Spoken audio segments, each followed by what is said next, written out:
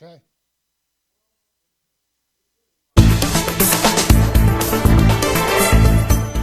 Good morning, Suzanne Marie. It's time for another edition of On Point. Monday, March the 2nd, we're into a new month. We're live on TV. We're live on Facebook. And if you like us on Facebook and subscribe to the Superior Media channel on YouTube, that would be amazing too. On today's show, we're going to be talking to Donna DeSimon. She's a retired nurse and talking about the opioid crisis and mental illness. And we'll do that right after these commercial messages.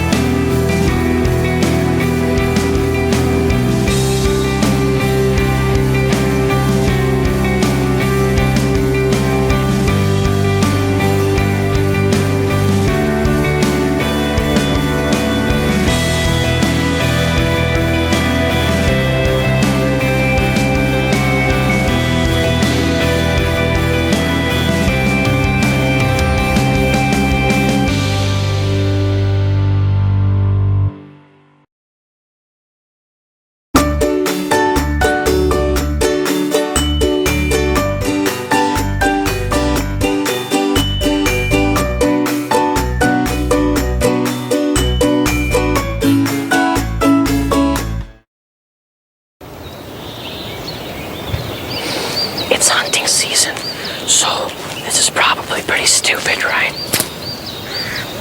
Actually, hunting accidents kill somewhere around 2 people a year in Ontario. Smoking kills 16,000 a year. So, what's really stupid?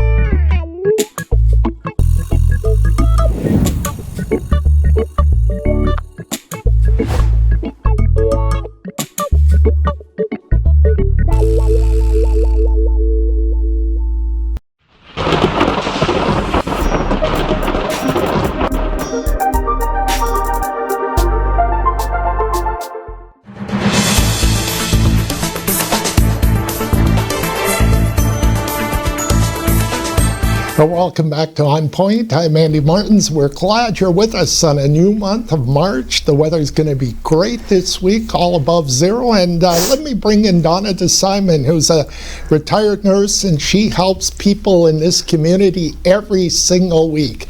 Donna, welcome to On Point. Hi, Andy. It's a pleasure to be here.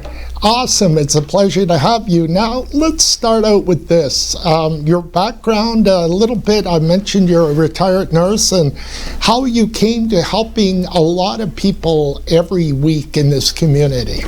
Yes, I'm a retired nurse, and I have a diploma in social service work also. The drug crisis is very close to me, as my husband passed away from a morphine overdose.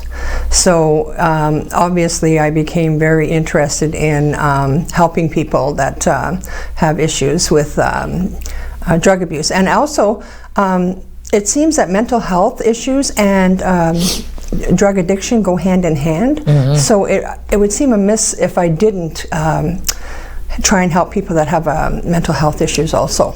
Right. Can you give us a little bit of an insight on for the viewers and for me too, because how do drugs and mental health combine and mesh with each other? Well, often what it is sometimes people with mental health issues like anxiety or depression will use drugs to help alleviate their pain or their anxiety. Right. So they then they end up getting addicted. Often with substance users that have been using for a long time, they develop health issues, mental health issues such as schizophrenia, bipolar disease, anything like that can happen after long-term drug use. Right. Do we know where the mental illness sometimes runs in a family, or is it genetic? Or? It can run in a family.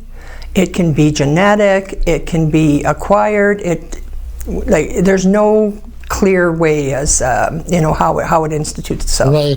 Yeah. But it must have been hard for you knowing your husband was going through these problems. That can't be easy. Oh, no, it's very difficult. For you or for your children. Yes, and I reached a point where I realized I could not have it in my home and had to leave.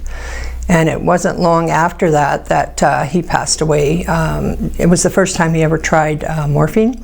Right. And I guess he took too much and he overdosed from it. It was a very difficult time for my family. So he had never taken that before? No, he had never taken morphine before. Oh my goodness. Yeah. And people, we know there's alcoholism, but put it into context, Donna. How much greater drugs is versus alcohol? They're both addictions, but they can't be compared, essentially, can they? Not really. We have some people that come to our groups that have family members that are alcoholics, but the majority of them have family members that are substance users. Right. Yeah. It's very prevalent right now, you know that. Yeah. So it is. And last week was an example in this city where not all, but some of it was from out of town, but there was a really tough week in this city last week, and we saw it front and center. But Donna, talk about your Tuesday and Thursdays groups, and folks, you need to get a hold of Donna, because I've been there. I've seen the hurt and the pain of people in this city, and I will continue to go to some other sessions as well. Talk about how much value that gives people, for you and for the people coming to your groups, how much value it gives them. Our Tuesday night meetings are mental health peer support meetings. What they are is people suffering from mental health disorders of any kind. Some have depression, some have anxiety, some are bipolar, some have personality disorders. We all meet and we sit down and talk about the challenges that they face every day. We help try and help each other navigate through the mental health system here in town. And most of it is coping, learning strategies, just sharing your story sometimes helps to vent. Right. And you know, we've had people getting ready to leave that said they were so glad they came. They keep coming back. It is a very good outlet. Right. And it always helps to know somebody else is having the same difficulty that you are, right? It feels that you're not so alone. The same goes for our Thursday night family addiction meeting. We call it a family addiction meeting. We have members of families of substance users that come, but we also have some substance users that come that are in recovery. And what we do there is very much the same thing. We talk about what that particular family member is going through at the time, whether their loved one is in use, is in recovery, is struggling. Everybody forgets about the family members. So what we try and do is we try and share strategies there too. Coping, talking. We pass the Kleenex box around because, you know, everybody's venting and crying. You hear some of these stories, it just breaks your heart. And it's really sad to know that this is going on in the city, but it is. And we're so glad to be able to have a place where people can come and feel some support. Did you think that the problem with opioids and mental illness was as bad as it is before you started your group? That's hard to answer. I've been keeping an eye on it for a while, so it does not surprise me. At one point, maybe at the very beginning, I was a bit surprised, but I've been following it since the very beginning, Andy. So, you know, as time went on, I was more upset than surprised because it was getting so out of hand. Right. But I wouldn't say that I was like totally surprised, no. And that's just the reality of life. And the reality is with mental illness, with alcoholism, I guess people will not seek help until they're ready to. They don't think they have a problem. Is that part of what you're hearing from parents or people that are family members that are with mental illness or opioids or any kind of addiction? That's their struggle, isn't it? Oh, absolutely. As far as addiction is concerned, if the substance user isn't ready for help, all the cajoling, all the crying, all the deal making, nothing's going to help. If they aren't ready for help, they aren't going to go for help. They have to be ready themselves. Right. Okay. But with the mental health sufferer, there's also, you have to remember, stigma. Stigma is a big thing. A lot of people don't go for help because they're afraid. People are judged so much that they're afraid to go for help and to say what their problems are. We have people at our meetings saying that, oh gee, I have bipolar, and if I put that on a job application, nobody would ever hire me. There's so many different kinds of stigma in this city, and it stops people from seeking help, which is really sad. And they have to hide it. They can't be honest with people. Absolutely. Because I think a lot of the people live in their own world, and there's a misconception. They don't bother to find out what the real truth is and what people are really going through in this city. Exactly. As such. So let's move on to talk a little bit about governments. And we know that Sault Ste. Marie has had a level 3 on the table for a long time. And your thoughts on how this government is handling the problem, or is it not handling it at all? The Conservative government wants these social issues to go away. Well, what happened was in April of 2017, there was a funding proposal made for a 33-bed level 3 supervised for the hospital, correct? Yeah. Sorry, I'm sorry. They wanted to have a 33-bed to replace the 16-bed that we have now. I haven't heard much about it lately. It seems that we're losing our momentum. We're still in the midst of an opioid crisis, and it just seems that nothing much has been said about it lately, and that kind of concerns me. It seems to be put on the back burner. I think everyone needs to get a hold of their city council, their members of parliament, and say, hey, what's going on here? What's happening with this level 3 detox center? We need it. So unfortunately, it's been put on the back burner. There's apathy in the process, and if everybody is apathetic, then nothing gets done. Exactly, and I'm sorry, but there's a lot of apathy when it comes to drug abuse and mental illness. There is, unless it's if it doesn't happen to you. Right. Yeah. That's exactly right. Donna, stay right there. We'll take a couple of commercial message breaks, and we'll be right back with On Point. Thank you.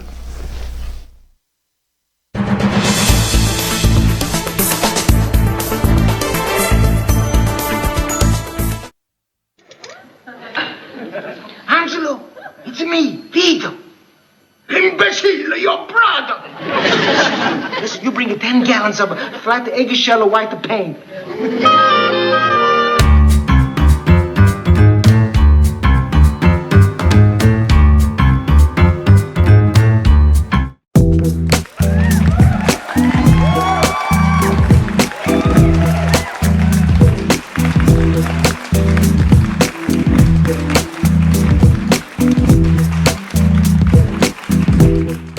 Recently, the Government of Ontario established a $100 million affordability fund to help Ontarians who don't qualify for low-income conservation programs ease the burden of their electricity bill. Whether you rent or own your home, as long as you pay your electric bill, you could qualify. There are 3 levels of support available. The first is a home energy kit with upgrades like smart power bars and LED light bulbs. The second includes Energy Star appliances that help keep things cool during the hot summer months. The third is for electrically heated homes so that your power bills don't break the bank during those long Canadian winters. Plus, all upgrades, including installation, are completely free of charge. Visit affordabilityfund.org or call 1-855-494-FUND to find out if you qualify. If you're struggling with thoughts of suicide, there is hope and there is help. You matter. The National Suicide Prevention Lifeline is available 24 hours a day, 7 days a week. The calls are free and confidential. Call 1-800-273-TALK. That's 1-800-273-8255. You are not alone.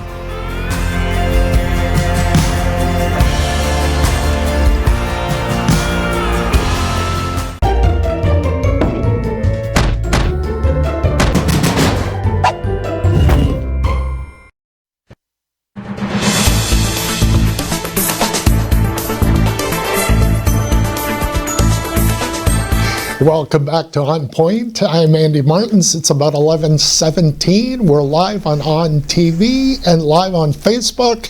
And my guest Donna DeSimon is here. We're talking about mental illness and opioids and how the government has left Sault Ste. Marie for over 2 years hanging on a thread about the level 3. And Donna, it's not the kind of thing you would expect from a provincial government where we have a member of the government to act like they have on this level 3 issue. It's very surprising. It almost makes you wonder what's going on behind closed doors.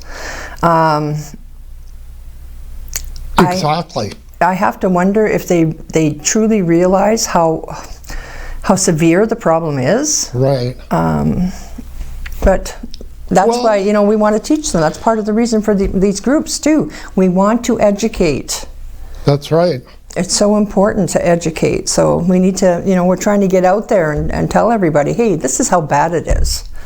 That's right. And even if it doesn't affect you, you need to work and take heed, as I did with the mayor said, everybody's on the team. I tried for months to lobby for this and talk to important people like the chief of staff of the premiers, the Ontario PC president, chief of staff of the Minister of Health, and it just fell on deaf ears. So it really makes you wonder how much this government cares about Northern Ontario. I know, it does. And the thing is, it may not affect you now, but it may be at your back door. Okay, your children may be grown, but you have grandkids coming up. You have nieces and nephews. It could be anybody. It doesn't discriminate. That's right. Anyone in your family could become addicted to drugs.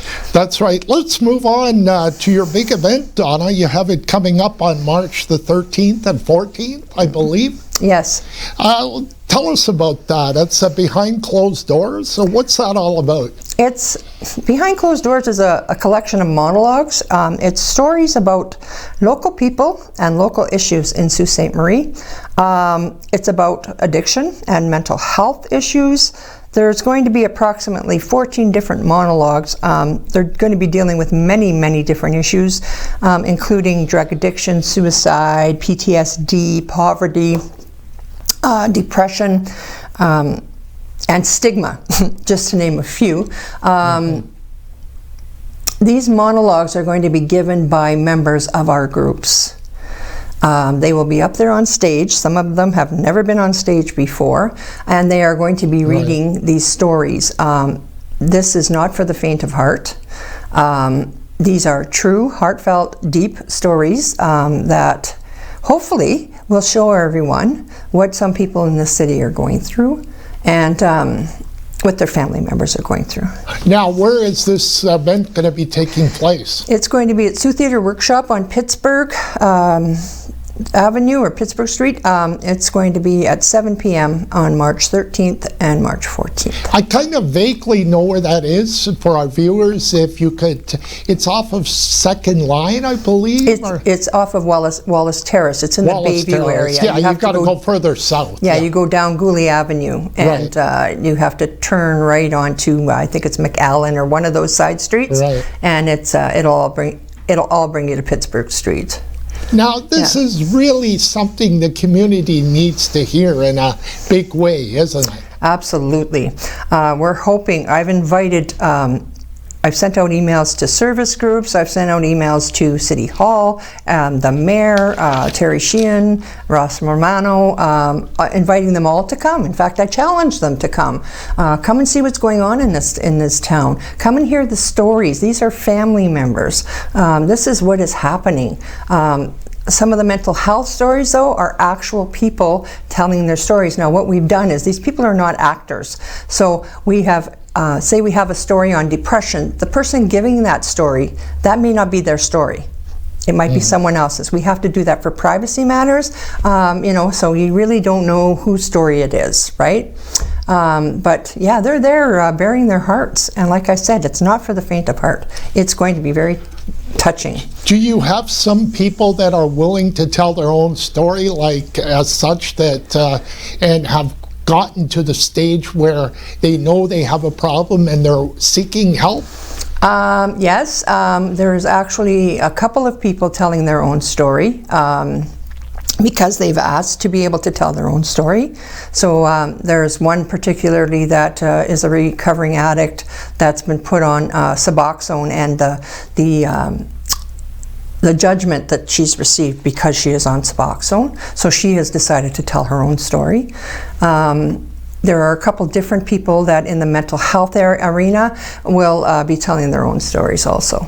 So who came up with this idea for this great event? The planning, the prepping, this has been in the works for a while, I would think. Well, years ago, I came up with wanting to do something like this, and you know, it's just been put it on the back burner. I just thought about it, you know, and I thought this would be really cool. I think I wrote a few monologues, and you know, life got busy, so I just put it behind.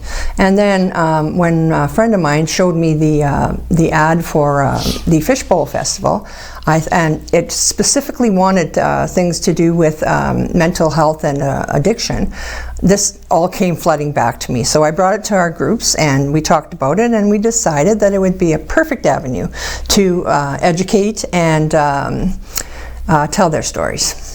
Like you say, these are going to get emotional, folks. This is the real deal. These are not actors up on the stage. No, these are real people and telling real stories, and if in case anyone is triggered, we will have someone there that will be available to debrief or help you before you leave the show. Okay, so you've got the experts are coming in to Yes, we have someone that will definitely be there. So at the end of the day from this event, is the goal fundraising, raising awareness, policy changes, or all three of the above? Yeah. Okay, what we've chosen to do is the tickets are $15. $5 will go to Sioux Theatre Workshop because they often have programs there for young people to help them for something to do, for drama, get them involved in something. And that is so important for young people nowadays to keep them out of the drug culture. They need to be involved. So they often have programs to keep young people involved. $5 will also go to the Fishbowl Festival to help with their needs for, you know, producing all of this. And we will get $5 also for fundraising. We want to incorporate the group, so we're hoping this will help. Now, explain to me how the Fishbowl Festival fits into the whole process of behind closed doors. Well, the Fishbowl Festival is it's a cultural. It deals with art, culture, anything that has to do with what is going on in the city. Like I said, when they put out the call, they were looking for specifically anything to do with drug addiction and mental health. So, right. So I think it falls into the cultural maybe, or you know, aspect of it. Basically, it's just a festival, and they put on all kinds of different activities, events all over town. They have, like, you can learn how to make sourdough bread. You know, they put on If We Were Birds the other night. Again, our show will be something different, but very entertaining, to say the least. So have you partnered with the Canadian Mental Health Association or any other organizations that have partnering with you to put this event on coming up in a couple of weeks? No, so far, only Sioux Theatre Workshop and the Fishbowl Festival, and ourselves, of course. So how many people are you expecting to come out on the weekend, on this weekend, that the event is happening in about 10 to 11 days? Well, we have about 100 tickets for each night. The workshop is not that large, but we're hoping to sell out every night. It's a fantastic show, so if you can get there. You'll really enjoy it. We're selling tickets now. If anybody wants them, they can contact me on Facebook. It's Donna DeSimon. They can, whatever's left we will have at the door, but I will not guarantee there'll be anything left at the door. We have members selling at the door. I mean, we have members selling tickets everywhere, so we hope to sell at least 80 to 100 tickets each night. So I got about a minute left, Donna. What is the final word you'd like to tell people watching the show that don't take this for granted, that opioid crisis and the mental health is an issue that will get you if you overlook it and say that it wouldn't happen to me? Well, yes, that'll happen. Like I said, it could be just weeding at your back door, okay? So what I need people to understand is that these drugs are dangerous, and a lot of them are tainted, and it's killing people. If we didn't have Narcan, we would be burying so many people every day in this city. People don't realize how many overdoses there are on a daily basis in Sault Ste. Marie. Donna, thank you very much for coming on OnPoint, and Donna will be on my radio show this weekend on the Eagle 95.1. We'll be back right after these messages.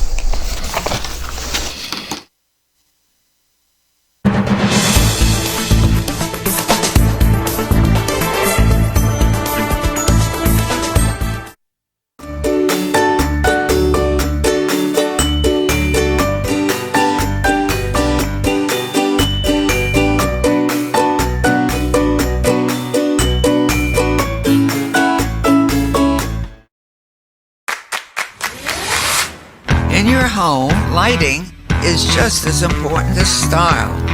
With PowerView Motorization from Hunter Douglas, you can schedule your shades to light up the room, create privacy, or both, automatically.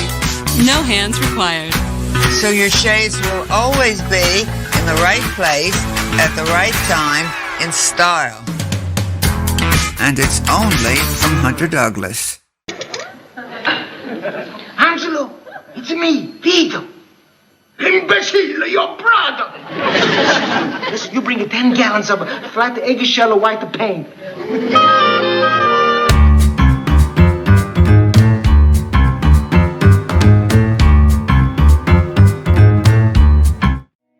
This past year, we've been celebrating our 65th anniversary, dating back to services originating in our community in 1954, which is quite some time ago. It's been a great opportunity this past year to recognize the pioneers, the stakeholders that worked tirelessly to create what we are today. I'm grateful for everything that the families 65 years ago and the people that assembled the organization have done in order for us to achieve the success that we're experiencing 65 years later.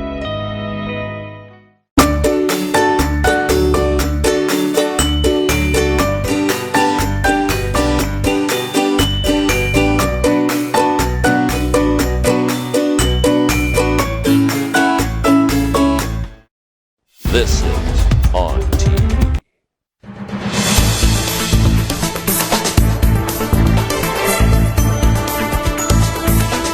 Welcome back to OnPoint. Thank you, Donna DeSimon. And if you missed Donna, she'll be on my radio show this weekend, Twin Saults Talk on Eagle 95.1. Tomorrow, Al Arrington will be on the show. Next week, we'll have Sandy Holmberg back. She hasn't been on the show, but she was on the show a long time ago. David Reynolds coming up next week. We'll talk about bankruptcies. Until then, I'm Andy Martins for OnPoint. We'll see you tomorrow. Have a great day.